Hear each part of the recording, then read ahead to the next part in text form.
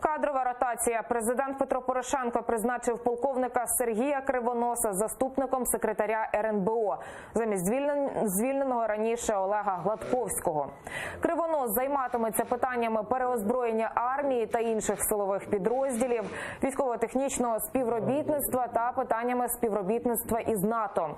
Раніше він був заступником командувача сил спеціальних операцій, а також балотувався на пост президента, але зняв свою кандидатуру на користь чинного президента. Своє кадрове рішення Петро Порошенко пояснив бездоганною репутацією Сергія Кривоноса, знанням ситуації на фронті та його нетерпимістю до корупції.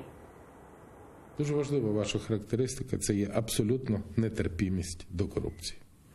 І це є моє президентське доручення – нульова толерантність до корупції, і щоб ми рішучими діями робили все можливе для того, щоб захистити армію, захистити оборонний комплекс від будь-яких проявів нападів або недовіри.